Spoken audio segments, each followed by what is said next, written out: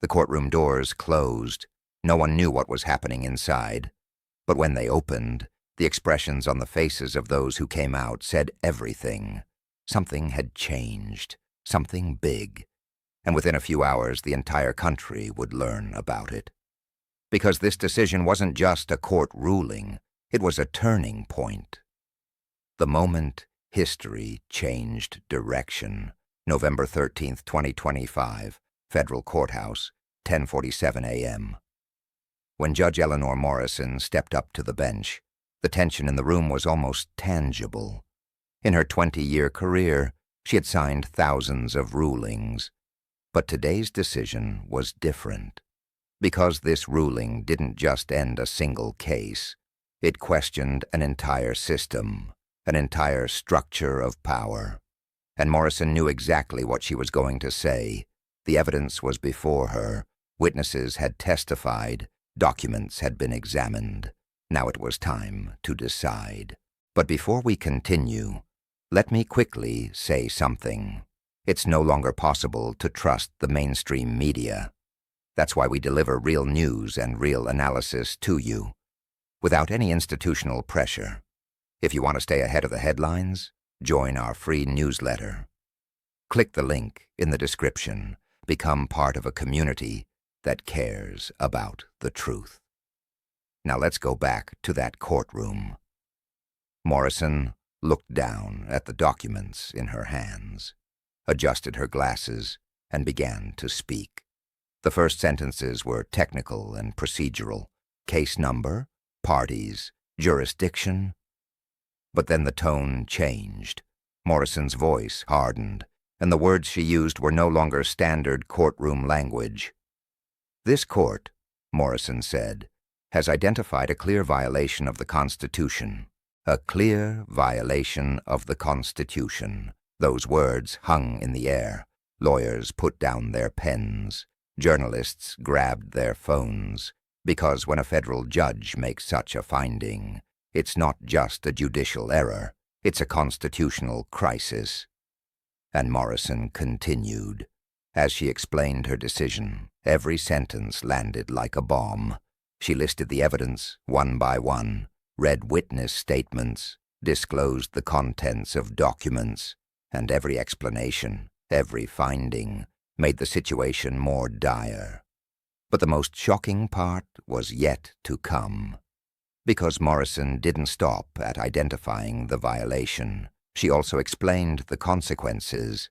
And those consequences were so extensive, so destructive, so irreversible, that everyone in the room almost stopped breathing. First point, all official actions were suspended. No order, no decision, no appointment was valid anymore. The court said, decisions made under unconstitutional authority are null and void. Null and void. That word matters, because null and void means as if it never happened. Retroactive invalidation.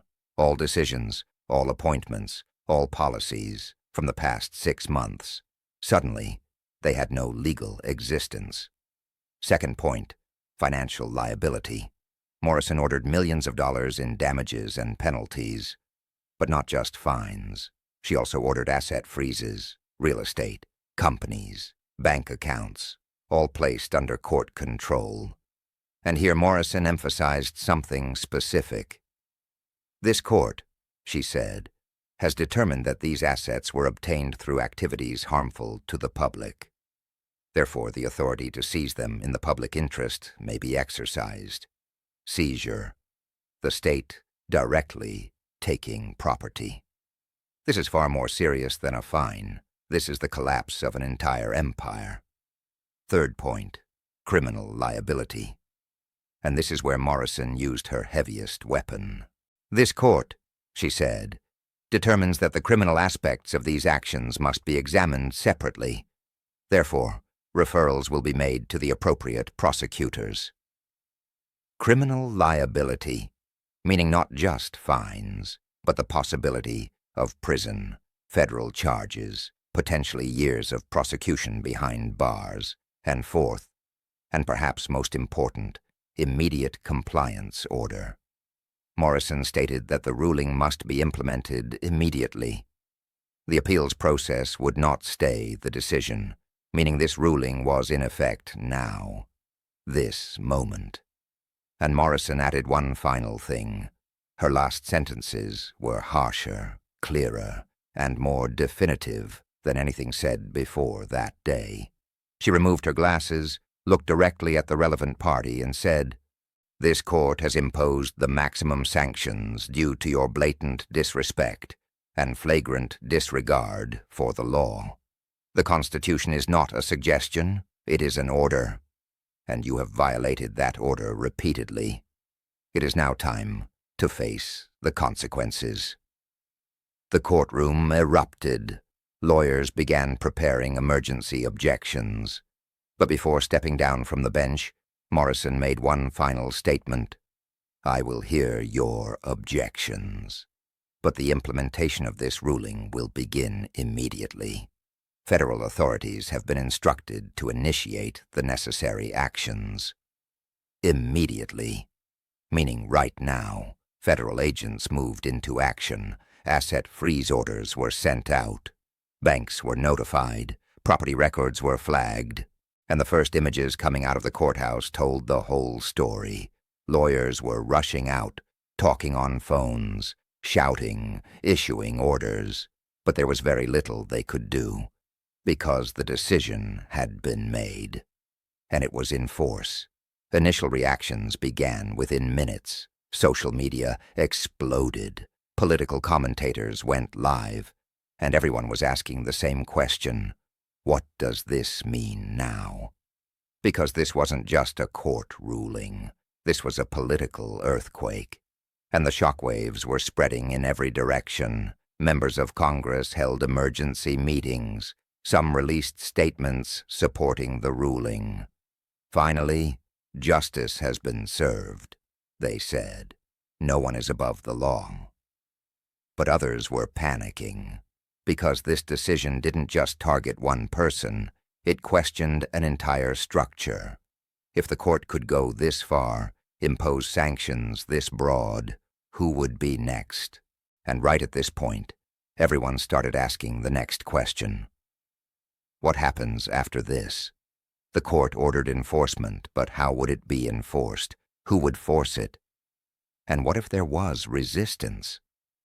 Within the first 24 hours, the political landscape completely changed. Longtime loyal allies went silent. They stopped answering calls. Their statements shifted into wait and see mode. Because everyone realized one thing. After this ruling, old political calculations were meaningless. Whoever you support, if the court rules against you too, you're finished. Major donors began pulling back. Individuals who had pledged millions suddenly said, "We're reassessing our strategy." Because wealthy people fear one thing above all else, losing their wealth. And if asset freezes and seizures like this are on the table, who wants to take that risk? Cabinet members began holding closed-door meetings. Whispers circulated in the corridors. The words 25th Amendment were being murmured, because some were thinking this: if this chaos continues, if the administration cannot manage this legal crisis, it may be considered unable to govern. The amendment states that if the Vice President and a majority of the Cabinet determine that the President is unable to perform the duties of the office, they can remove the President. It has been used only once in history for temporary medical situations. But now, some people were starting to see it as a serious option. But the real bomb hadn't exploded yet. Because the court ruling was only the beginning. The real question was this: would the relevant party comply or resist? And if they resisted, what would happen? 48 hours after Morrison's ruling, the first official response came. And guess what they said? This ruling is unconstitutional. It will be appealed, and we will resist its implementation. We will resist. Those words exploded like a bomb, because resisting a federal court ruling means challenging the entire legal system, and that is a very, very dangerous path. Legal experts were horrified. "This cannot be done," they said. "You must comply with court rulings. This is the foundation of the constitutional system." But the resistance was real. Asset freeze orders were challenged, lawyers filed emergency motions, and for a brief period, the system was suspended. On one side, the court's order; on the other, resistance; and in between, a massive constitutional crisis. Morrison's court responded forcefully. 1 week later, a second ruling was issued, and in this ruling, Morrison spoke even more harshly. "This court," she said, "expects its decisions to be respected, and if that respect is not shown, the court will exercise its authority to the fullest extent. If necessary, federal authorities will intervene, and compliance will be enforced by force." Enforced by force, meaning federal agents would arrive, break down doors, physically seize assets, and those who resist would be detained. That threat hung heavily in the air, because everyone knew this.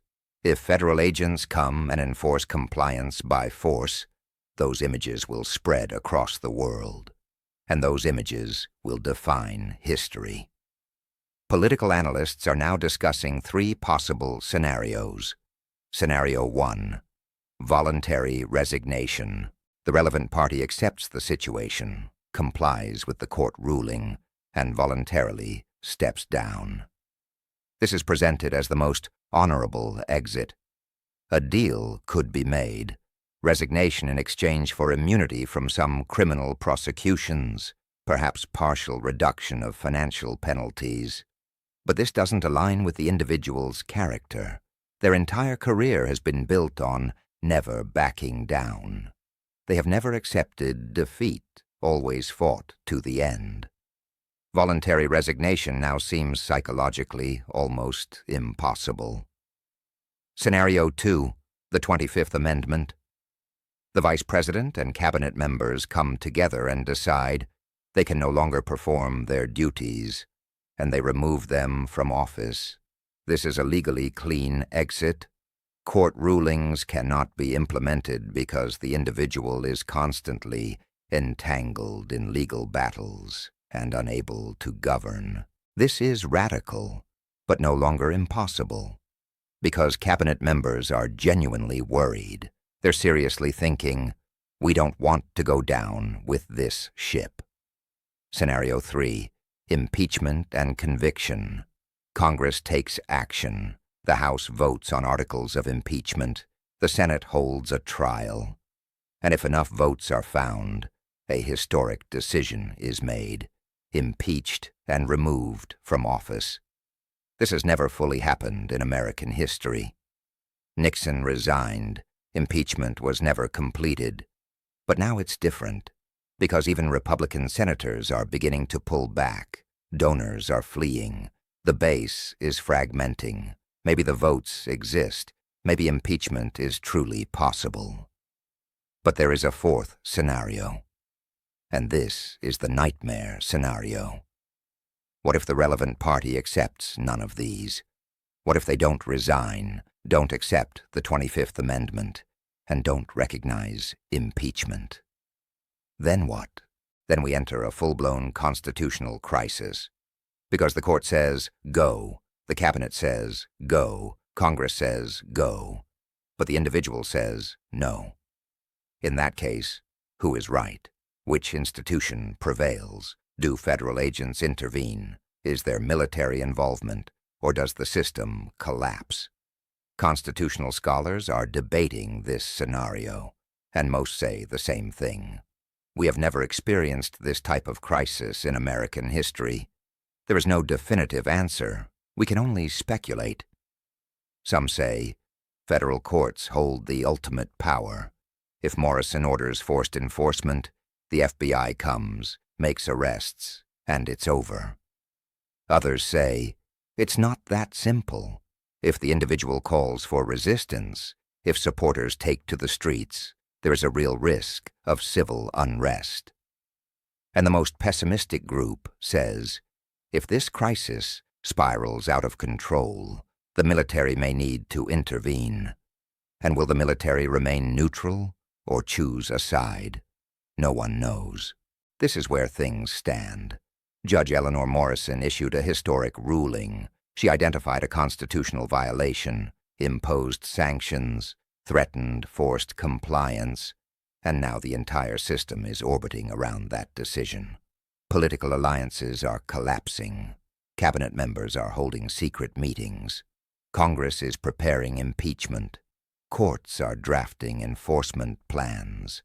And at the center of it all is one person facing a choice. Comply, resign, or resist. You are witnessing a historic moment.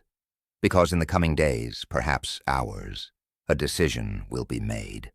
And that decision will determine not just one career, but the future of the entire system. So what do you think will happen? Voluntary resignation, the 25th Amendment, impeachment, or a full-blown constitutional crisis? Write in the comments. Let's discuss. Because this isn't just a legal issue. This is about America's future, the future of democracy. And if you've watched all the way to the end, thank you. Seriously, you are real supporters. Subscribe, like, because the coming weeks are going to be completely insane. Court rulings, political crises, street protests, government shutdowns. I'll analyze all of it here. See you in the next video. Follow the truth.